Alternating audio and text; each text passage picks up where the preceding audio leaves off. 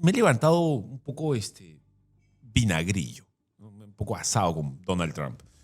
Hace rato que debería haber entrado a Venezuela, ¿no?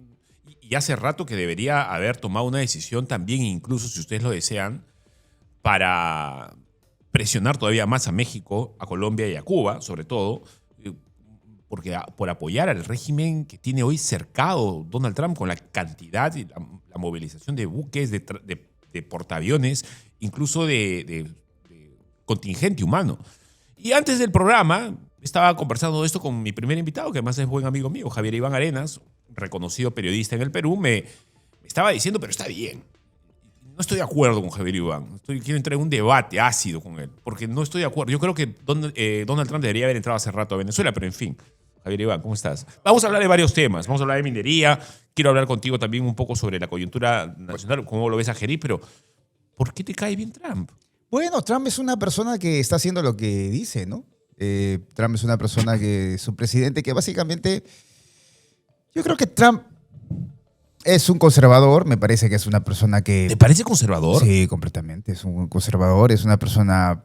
Digamos, Trump ha sido elegido por sus votantes por Estados Unidos. O sea, si hace cosas que le benefician o no le benefician a Estados Unidos, o sea, depende de ellos, ¿no? Pero básicamente es una persona que ha elegido su industria, ha elegido su industria militar, ha elegido volver nuevamente a Estados Unidos a tener cierta grandeza que no la tuvo hasta hace algunos años.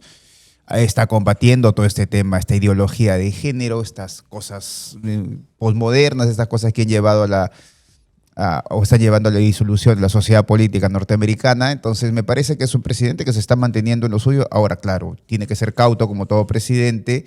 Para iniciar una guerra tiene que ser prudente. Además, las guerras no son buenas ni malas, ni justas ni injustas, sino son prudentes o no prudentes, ¿no? Aristóteles decía eso, sobre la prudencia en la política y en la guerra. Y yo creo que está siendo prudente y es un hombre que, en medida de que la prudencia y el Consejo así lo amerite, creo que va a llegar a entrar a Venezuela. A ver, vamos a hablar un poco más del tema, me parece interesante, pero primero quiero conocer tu opinión sobre un factor que va a ser, que ya es además fundamental para las próximas elecciones.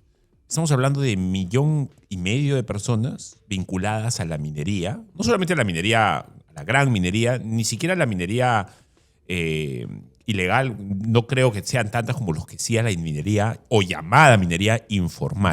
Informal. Que es un montón de gente la que está trabajando, la verdad no está cometiendo delitos y que de alguna manera van a votar en masa, van a votar en bloque o va a pesar mucho en sus votos el candidato que resuelva o que prometa resolver mejor el problema de la minería. Sí, es un problema, claro.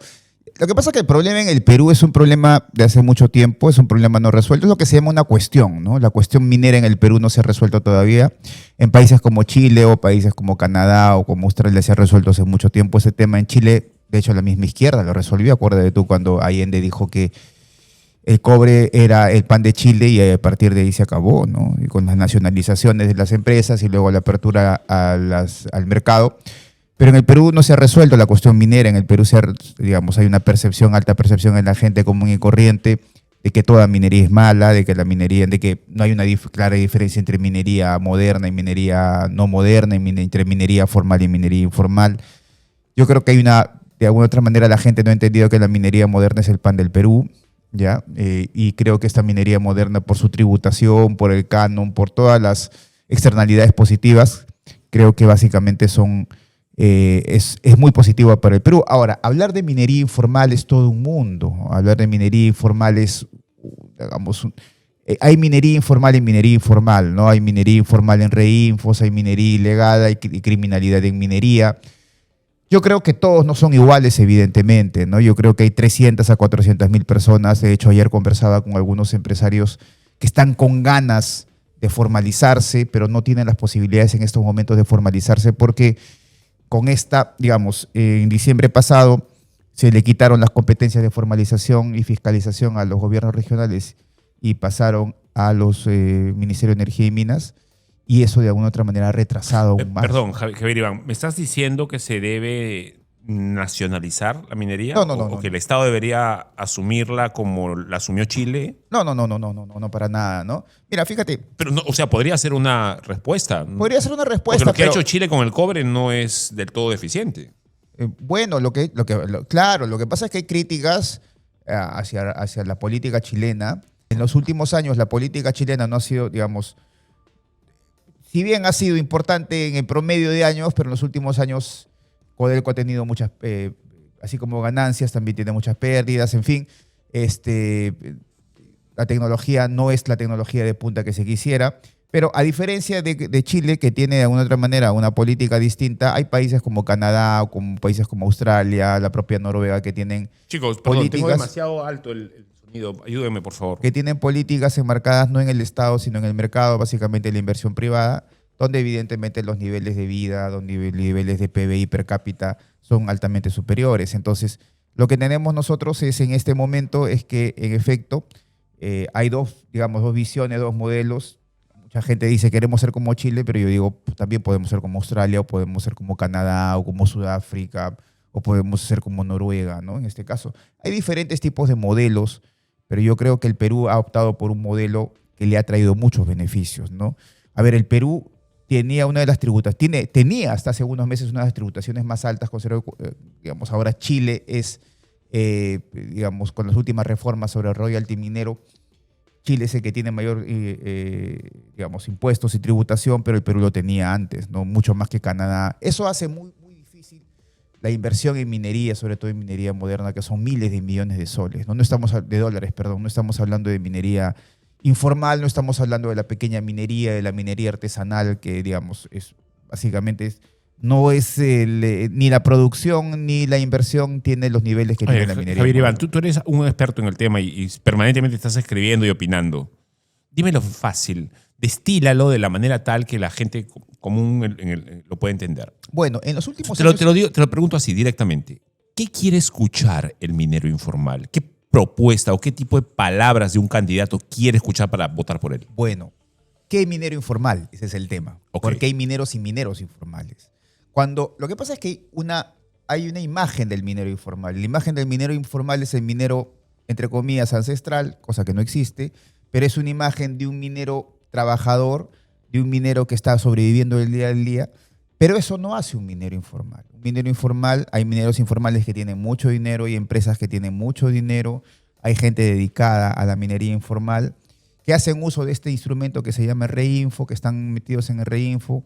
Eran acerca de más de 86.000 reinfos, se sacaron a 55.000 reinfos, dicho sea de paso que estuvo muy bien por parte del Ministerio de Energía y Minas, porque esos 55.000 reinfos no estaban vigentes, estaban suspendidos de hace 4 años, se le indicó varias veces que tenían que ponerse en el reinfo, que tenían que actualizar las observaciones, no lo hicieron así, se lo sacaron, terminó su proceso de formalización, quedaron 31.000, de esos 31.000 es un mundo, hay gente que tiene empresa, que sí quiere formalizarse, gente que no tiene invadida una concesión, que tiene concesiones propias, y a ellos también se les está poniendo difícil la valla de la formalización. Pero así como ellos, hay otros mineros informales que muchas veces han invadido concesiones, mineros informales que no quieren firmar contratos de explotación, mineros informales, incluso el propio dirigente de Confemín acaba de decir que ellos no creen ya en el Reinfo, no creen en los contratos de explotación, que ellos creen básicamente en lo que se llama la servidumbre minera, que es básicamente la expropiación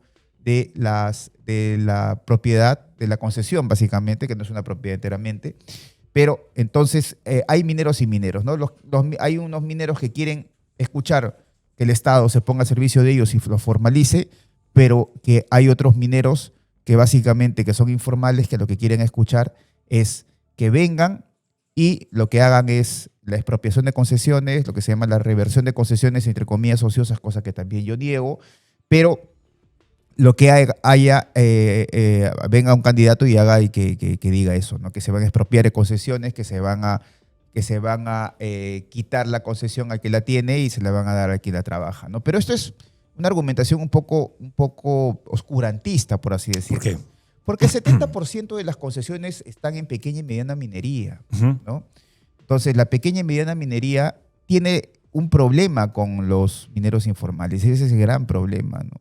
O O sea, decir acá que hay un problema de grandes contra ricos es simplemente sofista, ¿no? Esos son los sofistas de nuestro tiempo. Es decir, acá ahí se quiere reducir el problema de que hay grandes contra ricos, pero cuando ves la data, resulta que el 70% de las concesiones que han sido, que tienen problemas con los mineros informales, el 70% está en manos de pequeños y medianos.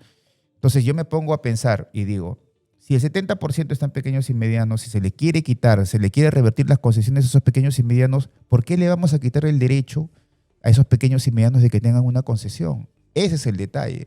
El pequeño concesionario tiene un problema, el pequeño y mediano concesionario tiene un problema con la minería informal. Solamente el 30% de estos 100% de concesiones que han sido tomadas, solamente el 30% corresponde a la minería, a la gran minería. Y la gran minería tiene staff de abogados, staff relacionistas comunitarios para ponerse de acuerdo con ellos. El problema está en los pequeños y medianos. Tú si les quitas la concesión, entre comillas, para quien la trabaja, si revierte las concesiones ociosas, entre comillas, a quienes le estás quitando no son a los grandes, ¿Sí, no? estás quitando a los pequeños y medianos, que son el 70% del problema. Entonces, aquí hay otro problema adicional, que no tienen voz. O sea, tú no los has visto en los medios de comunicación. No hay una asociación, no hay un gremio, no hay una federación de pequeños y medianos concesionarios. No se han organizado. Y como te digo, a ellos van a ser los principales perjudicados en caso de que haya una especie de servidumbre minera o especie de expropiación o especie de reversión de concesiones como quiere el señor Guido Bellido. El señor Guido Bellido dice, hay que hacer una reversión de concesiones porque la gran minería no quiere que la pequeña minería o la minería artesanal se pueda formalizar. Eso es una mentira, como te digo. Yo no lo digo yo, eso lo dice el propio INGEMET, los propios datos del Ministerio de Energía y Minas. Es más, mira, fíjate qué cosa curiosa. Para ampliar el reinfo, el propio, ese dato que te doy ha sido utilizado por el propio presidente de la comisión, el señor Cutipa. El señor Víctor Cutipa ha utilizado estos datos que te digo, que el 70% del problema está en los pequeños y medianos. ¿Cómo vas a poderle quitarle tú a los pequeños y medianos concesionarios a decir que vas a hacer una política de reversión de concesiones? Lo que pasa es, como te digo, estos pequeños y medianos no tienen voz. O sea, tú le vas a quitar a un pequeño y mediano propietario la posibilidad de emprender un negocio. Eso es increíble. Solamente el 30% está en manos de las grandes empresas. Entonces aquí lo que se dice el señor Cutipa, como lo que dice el señor Guido Bellido, como dice el señor Roberto Sánchez, como lo que dice cierto grupo de la derecha también, dice reversión de concesiones de tierras ociosas. Oye, reversión de concesiones de tierras ociosas, eso es una falsedad, es un mito. Y lo que pasa es, como te digo, el dirigente de la Confemin, el señor Máximo Becker, él lo ha dicho además en un video. Él ha dicho, nosotros no queremos firmar contrato de explotación, ese tiempo ya pasó. Él lo ha dicho en un video pasado hace un mes y medio. Nosotros lo que queremos es reversión de concesiones. Oiga, señor, pero esa reversión de concesiones no le va a perjudicar en suma a los grandes mineras, sino a los pequeños y medianos. Exacto. Y yo, de verdad, estoy aquí para proteger la oportunidad de un pequeño, mediano concesionario o gran concesionario que tenga ellos también el derecho de tener una concesión. ¿Por qué podemos quitarle a ellos el derecho de tener una concesión? Ahora, yo no sé quiénes sean, no sé quiénes están. Entiendo que, por ejemplo, en Arequipa hay un gran problema porque muchos de los concesionarios quieren firmar contratos de explotación, pero como el señor Becker ha dicho que eso no sirve, ¿por qué ha dicho que el señor Becker no sirve? El señor Becker tiene una lógica, ¿no? Dice, Fabricio Cajadillo es un pequeño y mediano concesionario. Entonces, yo estoy trabajando en su concesión, de manera primero ilegal y después trataron de formalizarme a través de REINF. Bueno, pero ¿qué pasa? Que el señor Escajadillo me quiere cobrar una regalía. Mire, ¿sabe qué, señor Escajadillo? Mejor lo dejamos para después. No, pero yo quiero que usted firmar. Mire, señor Escajadillo, hay un tema aquí. Probablemente usted y yo firmamos por 2 años un contrato de explotación. Y después de esos 2 años, dice el señor Máximo Becker, por eso mejor ahí nomás lo dejamos. De repente en 2 años el oro se pone $8,000 la onza y de repente usted no quiere firmar conmigo. Entonces, como no quiere firmar conmigo, no quiere seguir firmando conmigo, mejor, ¿sabe qué? Vayamos a la reversión de concesiones a través de la servidumbre minera como propone el señor Guido Bellido. Dime, ¿eso es justo para el pequeño y mediano concesionario? No es justo. Entonces, si nos vamos a basar de justicia y números, entonces vamos a poner las cosas en caliente. Creo que esto lo ve mejor la izquierda que la derecha, ¿no? Lo que pasa es que la izquierda ha construido un relato muy fácil del asunto. El relato de la izquierda es este. El relato de la izquierda es, hay un gran problema entre grandes mineros contra mineros artesanales, entre comillas, mineros ancestrales, esta dicotomía, esta lucha de clases tiene que ser resuelta a través del Estado. Y el Estado tiene que resolver a través de las concesiones mineras. Eso es lo que dice fácilmente. ¿Por qué? Porque a través de la reversión de concesiones ociosas mineras. Eso es lo que dice básicamente. Ese es el gran relato de la izquierda. Pero como te digo, el problema, eso es simplemente un relato. El dato es que el 70%, si haces eso, a quienes vas a perjudicar es ese 70% de los pequeños y medianos concesionarios. Ellos no tienen voz en este momento. Ellos no tienen voz en este momento para ir al Congreso y oponerse a estas leyes del señor Cutipa, del señor Sánchez, del señor Guido Bellido, de la señora Kelly Portalatino. Entonces, aquí yo lo que estoy defendiendo y lo que voy a defender es el derecho del pequeño y mediano concesionario a tener una concesión minera. Entonces, yo no sé, como te digo, yo no sé quiénes sean. Yo más bien lo que llamo es a la voluntad que tengan ellos de poder formalizarse, de poder organizarse, a la voluntad que tengan ellos de organizarse en un gremio, en una asociación, para que vayan y tengan una propuesta, si se pongan al frente de estas propuestas que tiene alguna parte de la izquierda, como te digo. La izquierda quiere hacer un Velascato en minería, pero, como te digo, el gran relato de la izquierda es una cosa sencilla, que está dando frutos, evidentemente. ¿Y el fruto cuál es? De que hay grandes mineras que están en contra del minero ancestral y del minero artesanal. Ahora, el minero informal o el minero pequeño, mira, la minería es un negocio de escala. La minería no es un negocio como otros tipos de negocios, no es un negocio boutique. La minería es una producción de escala, es una industria de escala. Entonces, para que tú puedas progresar y no solamente seas artesanal, sino pases de artesanal a pequeño y luego a pequeño y mediano a grande, lo que tienes que dejar de ser artesanal. O sea, aquí lo que el señor Guido Bellido, aquí que el señor Sánchez, lo que están utilizando este sintagma de minero ancestral y minero artesanal para mantenerlos toda la vida en la informalidad. Ellos no quieren, básicamente, que el minero se formalice. Ellos quieren, como han visto un caldo de cultivo, como han visto gente que puede potencialmente votar por ellos, lo que están utilizando este relato para poder embaucarlos y engañarlos. Estos señores no quieren la formalización. Pues. A ver, ¿hay algún candidato que está recogiendo? O sea, porque acá no estamos apoyando a nadie. Sin apasionamientos y sin romanticismos. ¿Hay alguno o algunos que parecen haber captado esto, ya sea de buena intención o civilinamente para ganar votos? Mira, sí. O sea, desde el punto de vista de los mitos oscurantistas, mitos falsos y de la narrativa absolutamente falso, es básicamente toda la izquierda, ¿no? Acuérdate tú que el señor el señor Antauro Humala dice que la minería es para quien la trabaja. Pero como te digo, eso nuevamente es falso. Hablar de minería informal no es una palabra unívoca, es muchas minerías, es más, no es la minería, en términos prácticos, no es la minería de Patás igual a la minería en Arequipa, en Madre de Dios, no es el mismo problema. En uno tienes más problemas con los concesionarios, en otro tienes más problemas con el propio Estado, en otros problemas con los instrumentos de gestión ambiental, en otros problemas tienes más problemas con el tema de que no se ponen de acuerdo el concesionario y el informal, como el caso, por ejemplo, de Patás. Tienes muchos problemas. La minería informal, decir que toda la minería informal es igual, no. Es más, hay empresarios que no tienen invasión de concesiones, es decir, empresarios mineros que no han invadido concesiones y que están esperando las aprobaciones en el Ministerio de Energía y Minas y que tampoco no les dan, que están esperando la aprobación de Lana para darle instrumentos de gestión ambiental, darle visto bueno y tampoco se las dan. O sea, mineros informales no es una palabra unívoca. Es una palabra análoga en todo el sentido de la palabra, es decir, tiene muchísimos significados. Tratar de colocar a todos ellos en un solo problema es muy difícil. Entonces, si tú colocas a todos en un mismo problema y piensas que la receta es para todos igual... Bueno, es lo que normalmente hace la izquierda con muchas de las cosas en las que trata. La izquierda está utilizando, lo que la izquierda no quiere fue la formalización, porque la izquierda... A ver, ¿cuándo has visto que un proyecto de izquierda quiere darle propiedad a los ciudadanos? Jamás. La izquierda no quiere propietarios, la izquierda quiere proletarios. Entonces, la izquierda lo que está utilizando es, a través de estos mitos falsos, a través del mito del minero informal ancestral, está utilizando, y hay una parte de la derecha, una parte de gente que está beneficiándose económicamente con todo esto, que también están impulsando este tipo de cosas. Están beneficiándose de mucha ignorancia de la gente. Mira, cuando dicen, por ejemplo, acá hay un acaparamiento de concesiones. ¿Perdón? ¿Acaparamiento de concesiones? Eso yo he escuchado hace 60 años con el señor Velasco cuando dijo, acá hay un acaparamiento de las tierras en producción.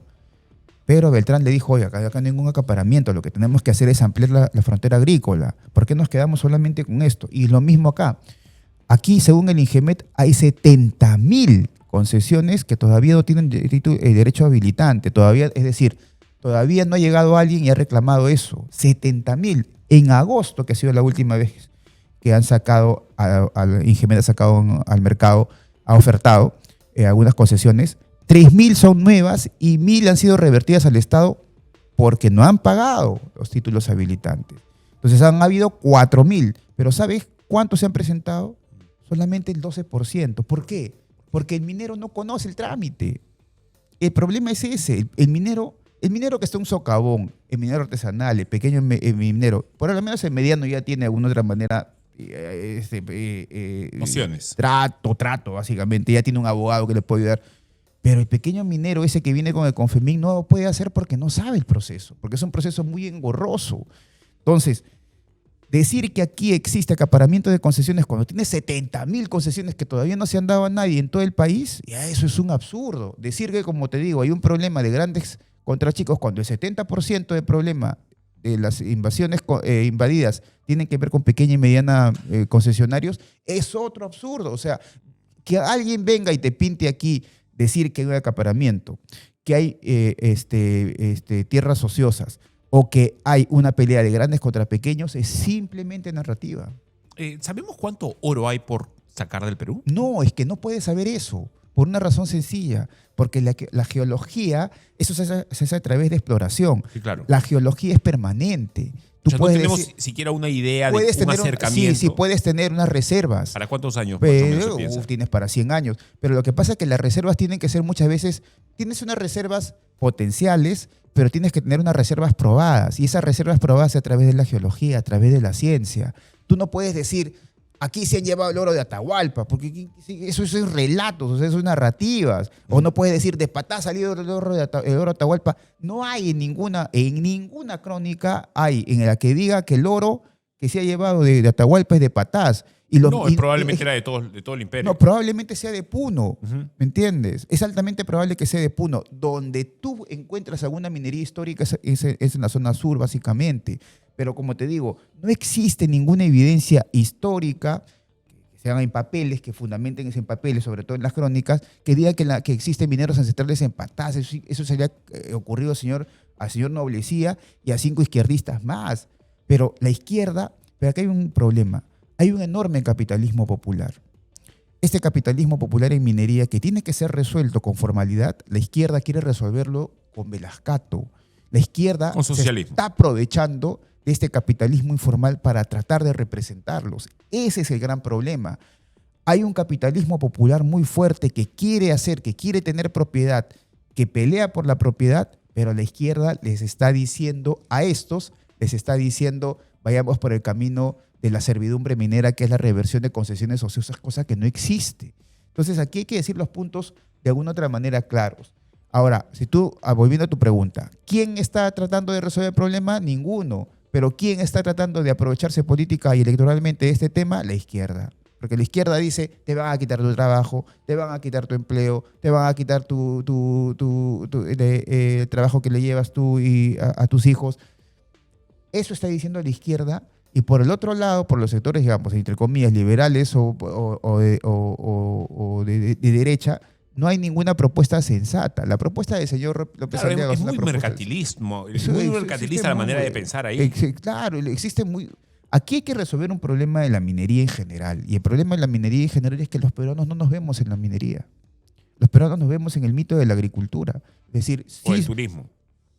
Del turismo. Claro. Acá se ha llegado a decir... Acá lo que va a traer bonanza para el país es la minería. Es la minería. Cuando la minería tiene... petróleo, porque el petróleo, el bolsón que supuestamente hay al frente de la libertad, todavía no sabemos si hay mucho, poco. Esas son reservas potenciales porque tenemos que probar esas reservas. Sí, claro. ¿Y las reservas cómo se prueban? Con ciencia. Lo concreto hoy que hay bastante mineral en el Perú y que sí es verdad lo que tú estás diciendo. No terminamos de creer que el país realmente es un país minero. Sí, claro. Tenemos que salir adelante con minería. Yo he escuchado a gente muy inteligente, de verdad, profesores de universidades, en una ronda de trabajo en una universidad tal, decir que, bueno, el Perú es un país minero, y no importa que la minería contamine, pero hay que aprovecharlo. ¿Cómo es eso posible cuando la minería formal no contamina en este país? A lo mucho habrán impactos, y esos impactos tienen un plan de mitigación que está en un estudio de impacto ambiental, que es un estándar además internacional. El Perú tiene las leyes menos laxas y más difíciles en cuanto a materia ambiental, social y laboral en el mundo. O sea, estamos en ese nivel. Decir en este momento que la minería moderna contamina es un exabrupto y es una ignorancia absoluta. Decir como el señor Antauro Humala, que viene y dice, la minería, la gran minería contamina. ¿Me perdón? ¿La gran minería contamina? ¿Dónde dice eso? Que la minería, gran minería, ha tenido pasivos activos, evidentemente.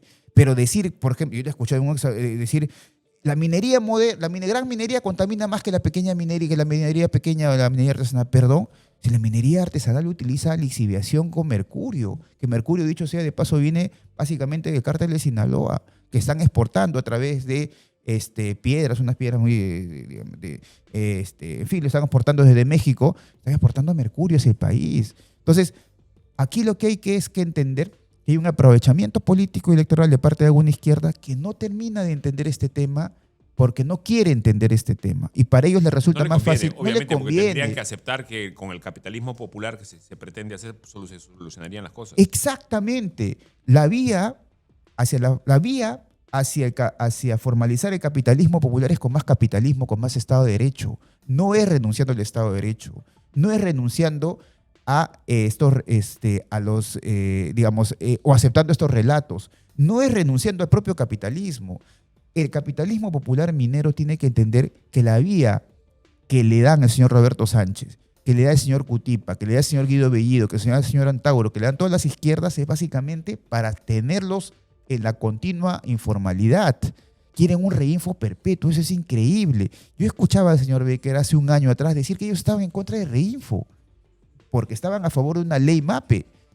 Pero fíjate, y ahora dicen que están a favor de un reinfo permanente, es 4 años, 5 años, es increíble. O sea, ellos cambian su narrativa de acuerdo a los gustos del cliente. Perdóname. Y el cliente es el cliente minero en este caso. Javier Iván, por ejemplo, no quites el titular, Angelito. Por ejemplo, yo veo en el titular que tú acabas de decir, la izquierda quiere mantener a los mineros en la informalidad.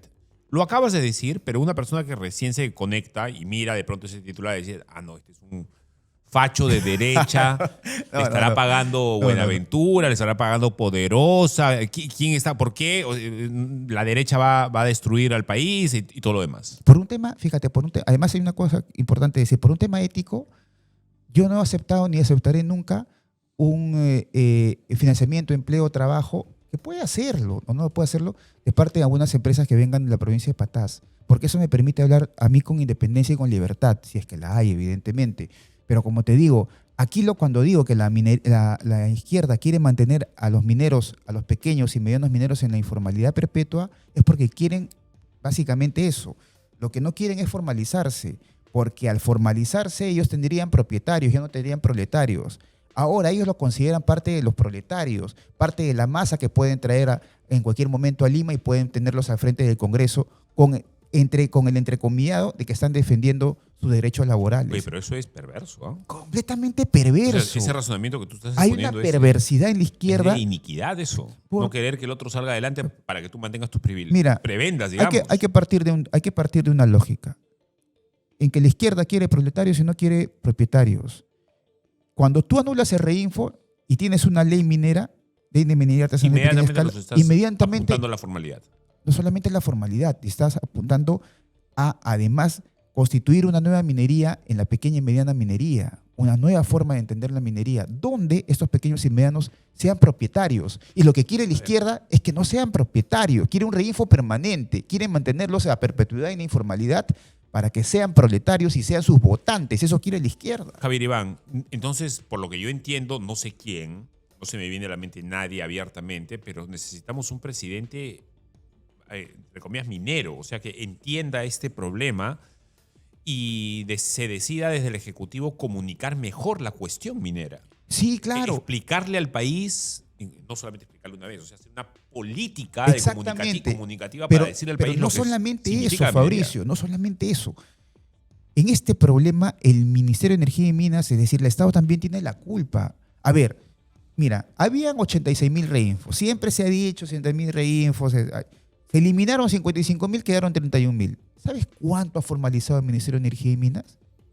No lo digo yo, lo ha dicho el propio representante del Ministerio de Energía y Minas en la Comisión de Energía y Minas la semana pasada. 64. 64. Eso es, ¿cómo es posible que se pueda ocurrir eso? ¿Sabes cuántas regiones no han dado la información al Ministerio de Energía y Minas? ¿No han pasado toda la información necesaria? 9 regiones no han querido saber nada. ¿Cómo es posible que no haya un diálogo entre regiones, entre espacios de gobierno con el Estado y con el Estado central? ¿Sabes cuántos han firmado contratos de explotación? Base fundamental para obtener un reinfo y para salir de la informalidad y pasar a la formalización. De 31.000, 1.800, menos de 2.000. ¿Cómo es posible que eso se haga? ¿Por qué? Porque no hay capacidad técnica, porque el Estado no ha resuelto capacidad técnica. Pensaron que desde junio o diciembre, pensaron en 31.000, lo hacemos rápido, lo hacemos fácil. Eso se quedó en el papel, en palabras, en el tintero. Mucha gente que no es invasora de concesiones, que es pequeña minería y que tiene todos los documentos y le ha dicho al MINEN, oye, MINEN, formalízame pues, ya quiero salir de la informalidad. Quiero salir del reinfo. No me interesa la prédica izquierdista. Lo que me interesa es que tú me des mi reinfo. Quiero terminar este tema ya. Quiero estar en la formalidad. Dame la formalización. El MINEN lo ha guardado porque no tiene capacidad técnica de poder hacerlo. ¿Qué significa capacidad técnica? No tiene gente para poder revisar, por ejemplo, los instrumentos de gestión ambiental. Entonces no tiene gente para poder revisar, para ir a hacer el informe final de operaciones. Porque no tiene la capacidad de pagar porque sueldos. No ha querido hacerlo, no porque no ha querido hacerlo, porque no en los últimos meses no ha querido hacerlo, porque además ha habido gente que ha salido del MINEN, gente buena que ha salido del MINEN, afortunadamente ha ingresado. El señor Gallo, por ejemplo, es una persona que me parece interesante, pero ha salido gente interesante del MINEN, se ha cortado esa política que había, esos lineamientos que habían, y ahora han tenido que entrar nuevamente para resolver el problema, como te digo, porque es un problema de capacidad técnica, el Estado no lo puede hacer, así como los gobiernos regionales no pudieron hacer, porque la formalización está en manos de los gobiernos regionales a través de direcciones regionales de minería. ¿Y cuántos crees que formalizaban? 5 al año. Puno formalizaba 10 al año. Es increíble. O sea, vas a necesitar por lo menos, 300 años para terminar de formalizar en una región como Puno. Eso es increíble. Entonces, el Estado es culpable también de todo este asunto. No solamente el minero, sino el Estado. Pero como te digo, hay mineros que sí son aprovechados, que sí están recurriendo a esta prédica izquierdista, mineros informales, que han invadido concesiones y que quieren vivir en la perpetuidad. Estos se han aliado con esta izquierda que dice que es ancestral, que dice que el oro viene de Atahualpa, viene de Patás, que han inventado esta ancestralidad en minería que no existe. Además, de hecho sea de paso, además, ¿de dónde viene la ancestralidad? Estos mineros aprovechados, que también están en la informalidad, que son mineros informales, que muchos de ellos son dirigentes, ellos se han aprovechado de todo este asunto y no quieren formalizarse, se han aliado políticamente con esta izquierda, por eso ves a tantos mineros metidos con partidos que son sumamente dañinos, como por ejemplo Podemos, se han metido para mantener a estos mineros en la perpetuidad de la informalidad. Javier Iván, en breve vamos a entrar en una llamada. Quiero hacer simplemente un paréntesis. Va a hablar con nosotros un abogado constitucionalista, no sé si lo conoces, el doctor Miguel Estela. Me va a dar algunas impresiones sobre lo que ha sido ayer, la presión del Poder Judicial respecto de JNJ para que reponga en un par de días a la señora Adelia Espinosa como fiscal de la Nación. Quiero que un constitucionalista me explique este asunto porque yo tengo dudas al respecto, pero quiero mantener la conversación contigo porque me gustaría preguntarte. Está bien que lo hablemos de manera neutral y está bien que lo hablemos mucho tiempo antes de las elecciones por la perspectiva que los siguientes candidatos tienen de la cuestión minera.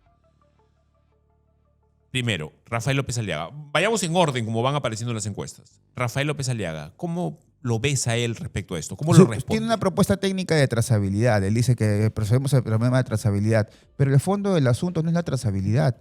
El fondo del asunto es que el señor Rafael López Aliaga sigue creyendo en que existen lo que se llama las concesiones ociosas. Además lo dice. Cuando tú dices que existen concesiones ociosas, lo que estás eliminando o lo que no estás viendo es una cosa fundamental, que la minería necesita la exploración. Y la exploración se hace en concesiones y nunca tiene que ser concesiones ociosas. O sea, siempre en tu plan de ampliación minera, siempre dices, acá tengo concesiones y en el próximo año tengo que conseguir el dinero para explorar. ¿A través de qué? A través de la geología y de la ciencia. Nunca la tienes en concesión, nunca es ociosa, siempre está en activos. Entonces, aquí lo que pasa es que como no lo ves trabajando, dicen, no, son ociosas. Pero eso es inaudito. Es más, la exploración es base fundamental para la minería.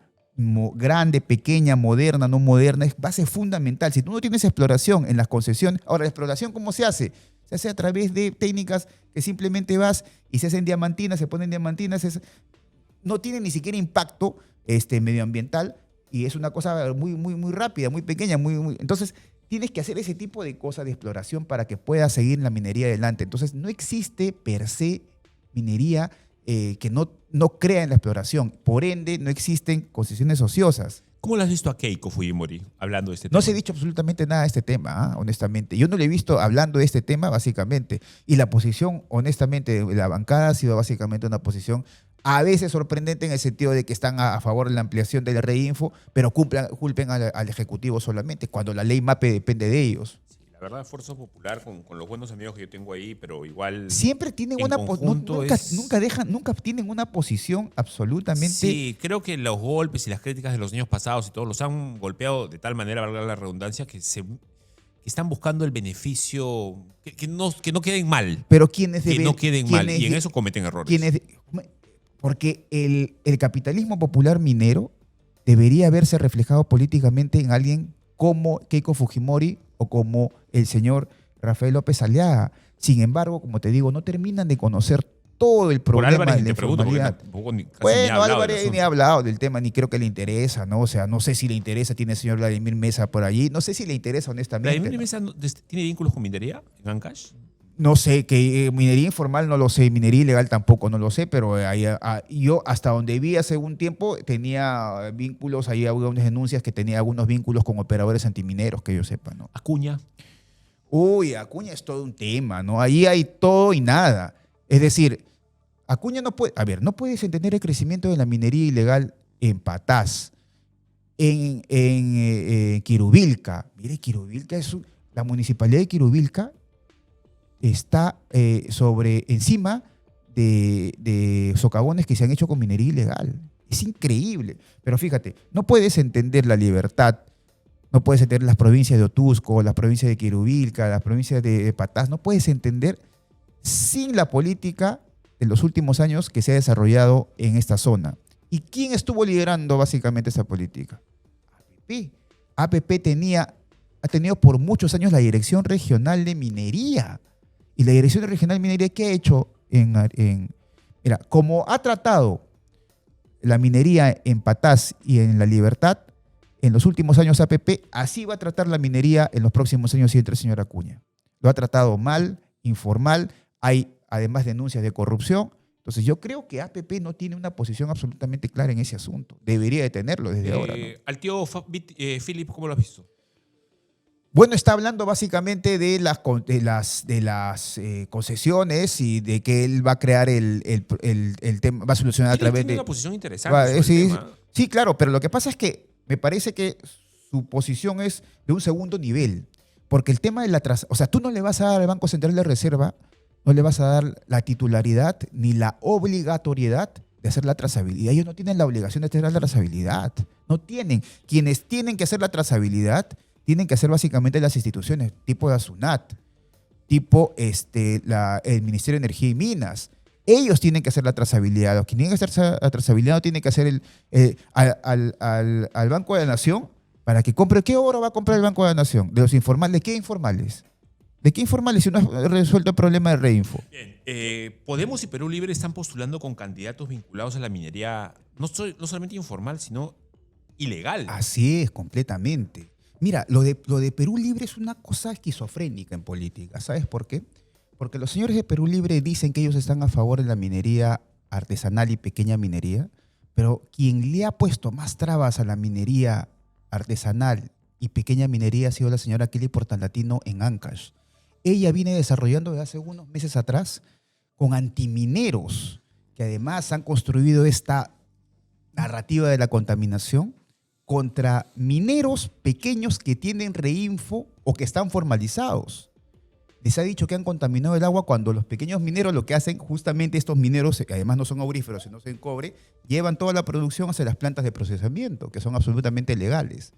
Entonces no hacen ningún tipo de lixiviación ni tipo de beneficios, no tienen ninguna planta de beneficios. Entonces, la señora Kelly Portalatino, a través de sus operadores, como el señor Juan Carlos Sánchez, otros operadores en el Valle de Peña, le han puesto tantas trabas a algunas empresas allí, que son empresas de mineros absolutamente pequeños. Entonces aquí hay una conducta esquizofrénica de parte de algunos partidos políticos, como por ejemplo Perú Libre o el partido Podemos. ¿No? Podemos en este caso lleva al señor a un abogado asesor de lo que se llama Asociación de Mineros Ancestrales de Perú. ¿De qué me está hablando? Es una cosa que no encuentro sentido cuando me hablan de ancestralidad en minería. Eso es un tema. ¿Cómo es que los mineros son ancestrales? O sea, ¿cómo se pasan de familia en familia? O sea, si rastreamos hace 200, 300 años, el tatarabuelo de esa persona ha estado haciendo minería también. Hace 300 años, pero mira, Vika, esa no es una idea. Es una idea básicamente. Mira, eso es irrealizable. Es no tienes cómo probar eso. Es una idea de la izquierda, primero. ¿Por qué? Porque la izquierda ha construido el mito de los pueblos originarios. Hay pueblos originarios que son intocables, que son esenciales, que han sustancializado lo que se llama el mito de la cultura y han creado este mito. Su correlación de esto en antropología del mito de la cultura es el mito del minero ancestral. Como existen pueblos ancestrales hacia la fundación del Estado republicano a partir de 1821 en adelante, como existen estos pueblos que son intocables, estos pueblos también han hecho minería. Entonces, son pueblos ancestrales. Entonces, de tal manera que yo puedo decir que como yo soy pueblo originario, yo soy minero ancestral. En este país se llegan a decir que, por ejemplo, las rondas campesinas, los propios ronderos campesinos llegan a decirse que ellos son pueblos originarios. O sea, estamos llegando a un nivel, por eso te digo, estamos llegando, Fabricio, a un nivel de debate en que las categorías no se respetan. Estamos llegando a un nivel de debate en el que todo, absolutamente todo lo puedes relativizar y que no te importa absolutamente nada porque es la ideología la que impone, no la realidad la que se impone, sino la ideología la que se impone. Por ejemplo, en Las Bambas nunca hubo minería al costado, jamás hubo minería. Habrá habido minería histórica en Progreso, que es una cosa distinta, en Akira, pero al lado de Las Bambas nunca hubo minería. Resulta que han llegado allí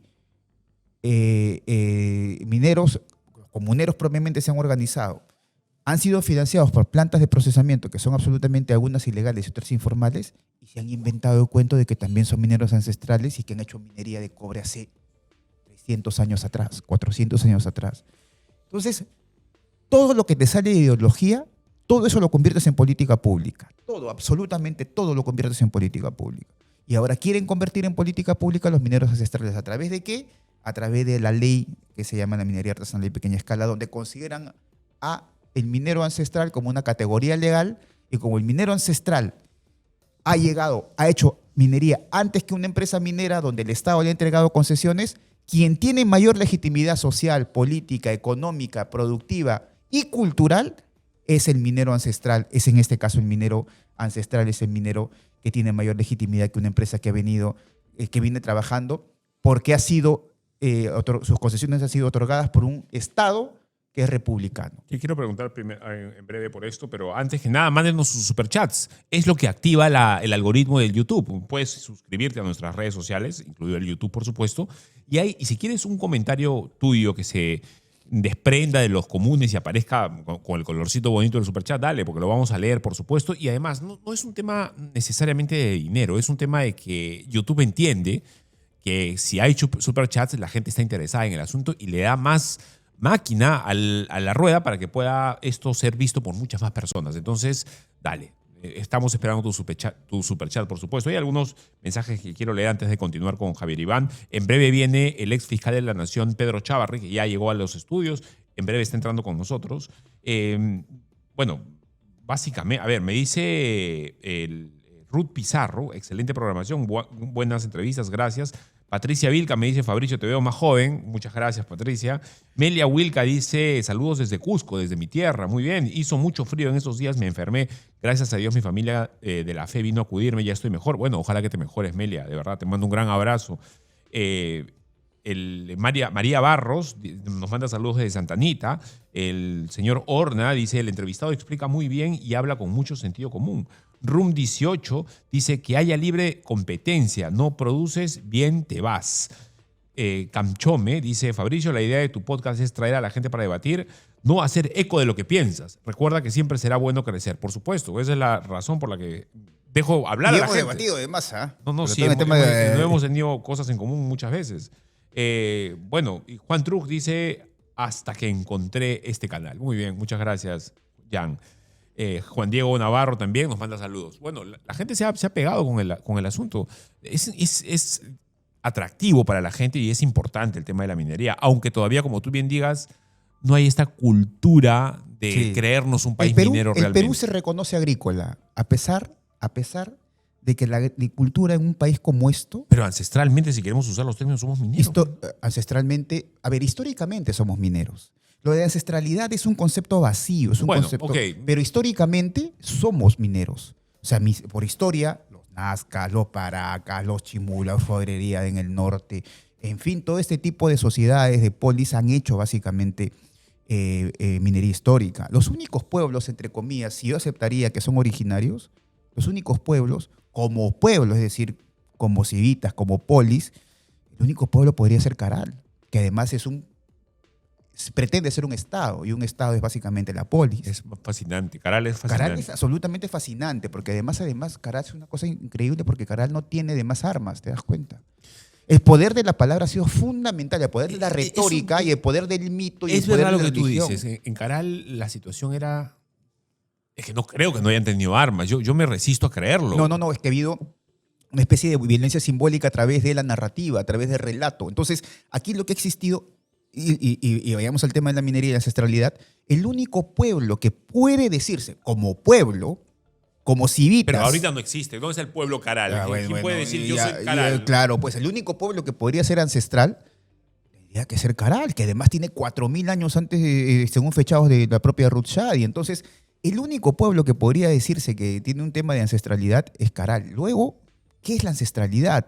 Es todo y es nada. Es básicamente una ideología, una construcción antropológica que viene desde el indianismo, desde el indigenismo, desde creer que en este Perú existía una especie de socialismo utópico, socialismo arcaico, en que las comunidades campesinas tienen que ser necesariamente comunistas o tienen que ser necesariamente socialistas, como así lo pretendió inclusive el propio Mariatti. Esa es la gran discusión en la izquierda. Entonces, aquí en el Perú se ha visto siempre como país agrícola, a pesar de que el Perú no tiene tierras para agricultura. Tierras para agricultura la tendrá Brasil, la tendrá Argentina, porque son llanos, pero el Perú no tiene. Para el Perú hacer agricultura, para que haya un milagro de agricultura, ha tenido que venir la agroexportación, pero con dinero para ampliar la frontera agrícola, básicamente. Entonces, el Perú no es precisamente un país agrario. Es un país agrario, pero no es un país agrícola. Es más, según la teoría, en el Perú, el uso del agua ha llevado a que haya regímenes sumamente fuertes, lo que se llama sociedades hidráulicas, lo que Marx llamaba sociedades despóticas, o el modo de producción asiático, lo que intentó decir. Es decir, como tú tienes en el Perú, básicamente la geología, la geología tienes un desierto, ¿no? Y tienes a los Andes, entonces la gestión del agua es muy difícil. La gestión del recurso hídrico es muy difícil. Entonces, como es muy difícil, entonces las sociedades se forman de manera vertical. Eso pasa también en Asia. Eso pasa básicamente en sociedades como en África también.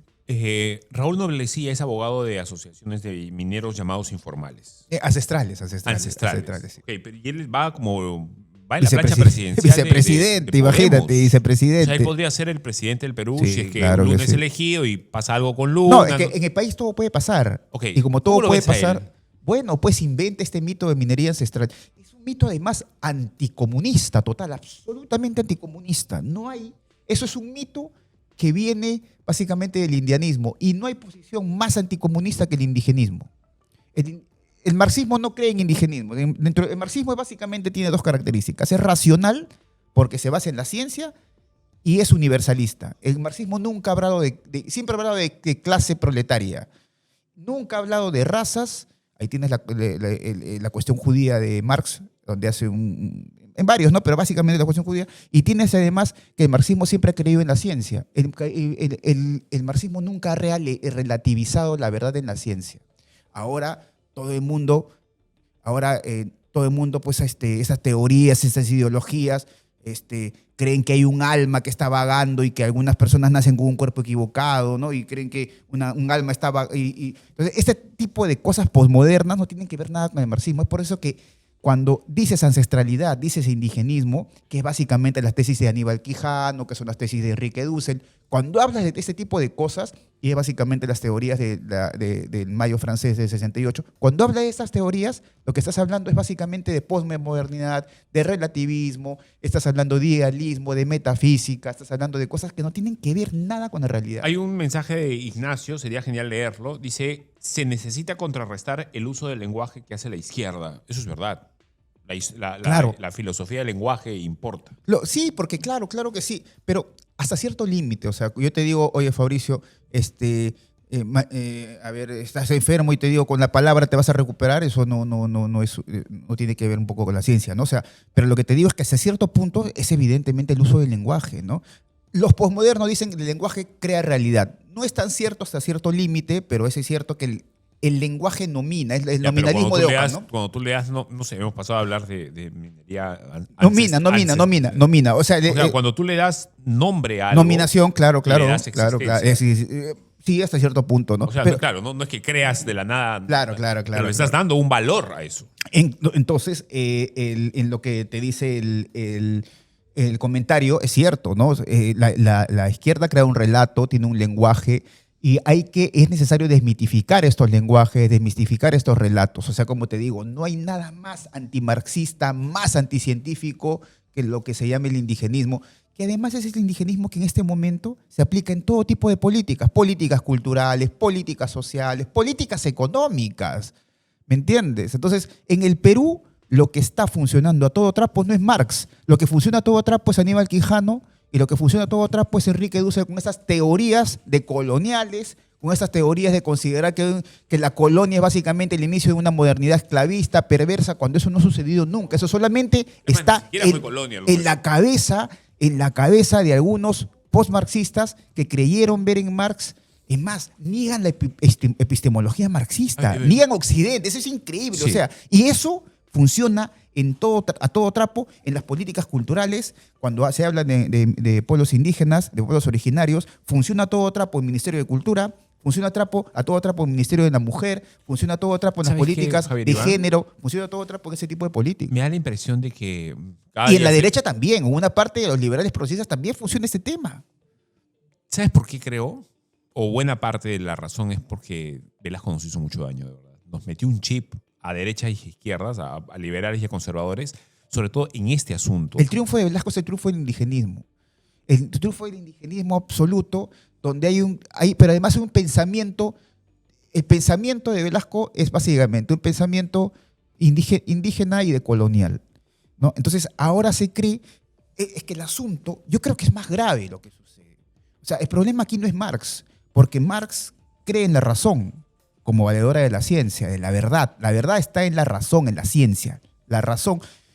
El problema acá es Aníbal Quijano, el problema es acá Enrique Dussel, que niegan además la epistemología de Occidente, ¿me entiendes? O sea, niegan que la física sea la física y que la geometría sea la geometría. O sea, niegan a Platón, niegan a Sócrates, y en lugar de eso dicen que hay epistemologías del sur. Hay unas epistemologías decoloniales, que el chamán también puede ser una ciencia, ¿me entiendes? Llegan a ese tipo de extremos, llegan al extremo de decir que hay ciencias diferentes a la ciencia y que la ciencia no nace en Grecia, no nace, eso lo decía Dussel, sino que nace en Egipto, cuando eso nunca nace en la ciencia. La física básicamente nunca nace, pero la geometría básicamente nace en Grecia. Acuérdate que Platón decía, se decía que nadie entra a mi academia sin saber geometría. Es más, la filosofía nace como geometría. Entonces, se niega ese occidente. Como niegas el occidente, entonces tú crees en la epistemología del sur. Y cuando tú niegas occidente, también niegas el marxismo. Hasta cierto punto, las teorías decoloniales niegan el marxismo. Niegan el marxismo porque quieren que haya un indianismo, que haya un chamanismo, que hay... ¿Me entiendes? Entonces, todo ese tipo de cosas que han llegado a contagiar a cierta parte de la izquierda, hay cierta parte de la izquierda que cree en eso. Entonces yo digo, ¿tú cómo puedes creer en eso y considerarte marxista? Y hay cierta parte de la izquierda que cree en eso. Y resulta ser una izquierda que dice, bueno, hay una modernidad que es colonialista y hay que ir en contra de esa modernidad colonialista, por eso necesitamos una epistemología del sur, una nueva ciencia del sur. A ver, explícame cómo es esa nueva ciencia del sur.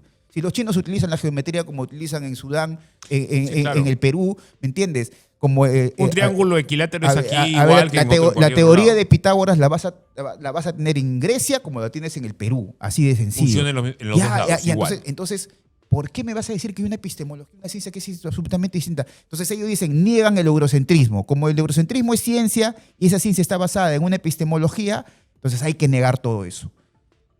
¿Te das cuenta? Entonces hemos llegado al paroxismo de creer ciertas cosas o relativizar ciertas cosas como por ejemplo la verdad. Como negar la ciencia, negar que un hombre sea un hombre por la ciencia, negar los cromosomas, negar ese tipo de cosas, y ese tipo de cosas se ha contagiado en las ciencias sociales y funciona en el Perú a través de las políticas culturales y políticas sociales. Hemos llegado, ¿sabes qué? Hemos llegado a un paroxismo. Estamos llegando a la negación de absolutamente todo. Y eso sí es absolutamente relativizar todo eso, ya, pero relativizar eso va la a historia. causar algo. Va a causar una enorme... Es que no hay paradigma. En el mundo no hay paradigma. Es por eso que... Ya, pero eso no causa un regreso al paradigma. Sí, claro. Eso, hay dos la cosas. reacción contraria. Pero es que hay una reacción. O la profundización en es que ese hay una reacción también. El marxismo tiene, propiamente el marxismo, dentro del propio marxismo hay grupos que están reaccionando frente a eso, frente al posmodernismo y denuncian a la falsa izquierda dentro del propio marxismo, porque el marxismo, para ellos dicen, el marxismo es razón, que es ciencia y es básicamente universalidad. No creemos en estas cosas que dicen del eurocentrismo, esas cosas no existen. Y por el otro lado también hay una reacción conservadora, que es una reacción de las tradiciones, una reacción básicamente de una modernidad alternativa, que no sea la modernidad posmoderna que quieren los posmodernos, sino es una modernidad básicamente basada en instituciones conservadoras y populares en el Perú. En el Perú si este país no ha caído en el que ha caído es básicamente por las clases populares. Las clases populares se oponen absolutamente a ese tipo de modernización postmoderna en la que nos está tratando de llevar estas izquierdas y algunas derechas también. Algunas derechas, algunos liberales progresistas intentan llevarnos a una modernización que no es una modernización que no calza con las instituciones que tenemos en el Perú. En el Perú tienen instituciones muy, muy populares, muy tradicionales. El sentido del orden, la familia, el mercado, son cosas que son instituciones y que si tú las niegas, esas instituciones, las niegas políticamente, produce gente como Pedro Castillo. Pedro Castillo básicamente es un conservador popular. Lo que la gente de derecha no entiende, cuando la derecha dice, hay izquierda y derecha inamovible, oye, te has equivocado. En el Perú funcionan otras dicotomías, otras dinámicas. Pedro Castillo salió diciendo, con la señora Beatriz Mejía presentó a Pedro Castillo como el profesor del SUTE que está en contra de la ideología de género. Y cuando le preguntaron al señor Pedro Castillo, ¿usted cree en las drogas? No, la legalización de drogas. ¿Usted cree en la legalización del aborto? No. Y el señor Chincha, ¿no?, que en paz descanse, le dijo, oiga, ¿usted es un conservador? Y Pedro Castillo le dijo, llámeme como quiera. La gente que no cree en mí puede buscarlo en YouTube. Cuando Pedro Castillo se declara un conservador. Y son básicamente, si tú ves todas las elecciones, no hay proyecto político ni electoral ni modernización en el Perú sin los sectores populares. Eso fue el APRA, eso fue en cierta medida el belaundismo, eso fue mucho de Velasco, eso fue mucho Fujimori. Fujimori fue eso. No hay Fujimori sin... Es más, si el Fujimorismo está como está, y está tercero o cuarto, es por haber abandonado esas instituciones populares y conservadoras. Sí, por eso fundamentalmente, porque ha abandonado al país. Este país necesita un proyecto nacional de modernización, distinta a la modernización que nos quieren llevar algunas derechas y algunas izquierdas, entre comillas progresistas, entre comillas liberales y entre comillas posmodernas, ¿no? A ver, lo último. Hemos conversado de todo, ¿ah? Sí, Nos falta pero conversar quiero- solamente quiero preguntarte- de Dios es amor. Y no creo, además, eso, ¿ah? Te voy a agarrar. Dios es un amor en estado puro No, ya te y en dije, estado inmóvil. no puede tener. No cambia. No, el no puede amor de tener. él es No, el no mismo puede tener. ayer, No, hoy. no puede tener. No, El amor vamos es un a- accidente. No puede Vamos, tener. depende. La causa primera no puede tener accidentes. Pero debe tener algo que lo mueva, si no, no sería. No produciría efectos. Entonces, una Eso causa. que lo Pero movió. no existe una causa a sí mismo. Si existe causa a sí mismo, o sea, ¿qué lo mueve? Entonces, pero es una discusión que podemos. Quiero solamente leerte la última carta, la carta que ha escrito anteayer ¿Bermejo, señor Bermejo? Guillermo Bermejo. Él dice: entramos a la cuenta regresiva de la contienda electoral y las banderas que enarbolamos sobre la Asamblea Constituyente, segunda reforma agraria, industrialización del país y las urgentes reformas de las instituciones podrían estar más altas que nunca. Bueno, y dice que su encierro es injusto y le pide a sus correligionarios que apoyen a Ronald Atencio, que está yendo en su representación en la candidatura, etcétera. Pero él básicamente habla de tres cosas, que son sus banderas. Me imagino que si las ha escrito así, porque son lo más importante para él. Primero, Asamblea Constituyente. Segundo, segunda reforma agraria y luego industrialización del país. Para él deben ser las tres más importantes. Pero esos señores que son adanistas políticos, creen que con ellos nace y termina la república, que con ellos nacen y terminan la civis, la polis. Estos señores creen ser los refundacionales, creen ser que están. ¿Sabes qué? Ellos creen que la política es una religión y ellos básicamente son sacerdotes. Y que ellos pueden mandar y decir quién es quién. Entonces, la derecha es la ultraderecha, los conservadores, los burros, los achorados, ¿me entiendes? Y nosotros somos acá otro tipo absolutamente distinto, somos acá los republicanos, somos acá los que más leen, los académicos, Claro, los los bien intelectuales, pensantes. los bien pensantes, los moralistas, los éticos, los únicos que no robamos, los únicos que no ladrones. Oye, eso es una cosa bien alucinante porque la política es la política y la política no la hacen los ángeles, la política la hacen los hombres. La política, como hacen los hombres no existen negros y blancos, existen grises y matices también, y existen ladrones aquí, ladrones allá. Y en última instancia, el problema no es ese en la política. El problema yo siempre he sido maquiavélico en ese sentido. Yo creo que, y aristotélico además, porque Aristóteles habla de la eutaxia, es decir, la razón de Estado por sobre todo. ¿Entiendes? Y eso es lo que aplica Trump.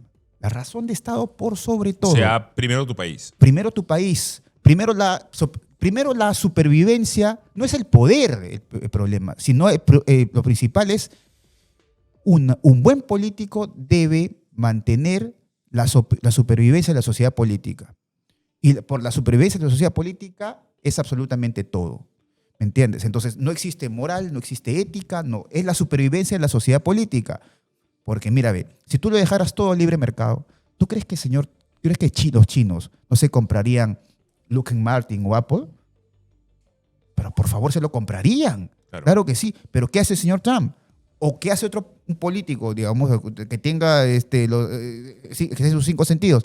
Impedir que eso suceda. Porque si eso sucede, es un peligro para la sociedad política norteamericana. Lo que interesa a cualquier costo es mantener la sociedad política. Mantener la sociedad política y la supervivencia de la sociedad política. En ese sentido, la mentira política no existe, porque la mentira puede ser prudente o no prudente, también como la guerra, ¿no? Bueno, es una discusión, digamos, en otro sentido.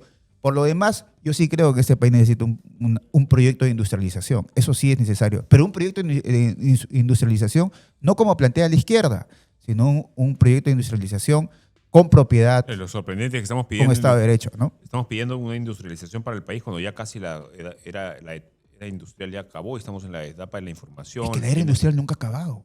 Cuando nos dijeron que la era industrial se había acabado en los 60, ¿te acuerdas? En los 60 empezaron el mito neoliberal, que estoy absolutamente en contra, pero se dejó industrializar. Pero estos mismos que enarbolan estos mitos dejaron que se industrialice Japón, dejaron que se industrialice Corea, dejaron que se industrialice Australia, dejaron que se industrialice China. ¿Por qué? Básicamente porque tienen proyectos hegemónicos. Y se dieron cuenta que el tapón contra el comunismo era Corea, que el tapón contra el comunismo era Japón. Y a China, evidentemente, por el peso geopolítico, por el peso de su demografía, y a la India también, dejaron que se industrialice. Por eso Nehru creó los institutos tecnológicos. Cuando nadie creía en el mundo en los institutos tecnológicos, Nehru creó los institutos tecnológicos. La industrialización solamente va a haber Cuando el Perú diga, ya, es un país pequeño, es un país, diga con sus minerales y diga, oye, ¿saben qué? Acá nosotros podemos industrializar el país, pero una industrialización no cepaliana, no desde la izquierda, no colocando, cerrando los mercados, sino una industrialización absolutamente distinta, que eso es una harina de otro costal. Javier Iván, muchas gracias. No, gracias a Usted ustedes. muy amable. No, gracias a ustedes. Hemos conversado de todo. De verdad, de todo. Sí, Ya, sí. Es que todo conecta, ¿te das cuenta? Sí. Todo conecta y todo no conecta. Eso es un tema te voy a platónico, ¿ah? invitar en un par de semanas, quizá para conversar algo con Cristian Rosas y hacer un debate. Bueno, también. El principio simple, ¿qué se llama eso? Que todo conecta y no todo necesariamente está conectado.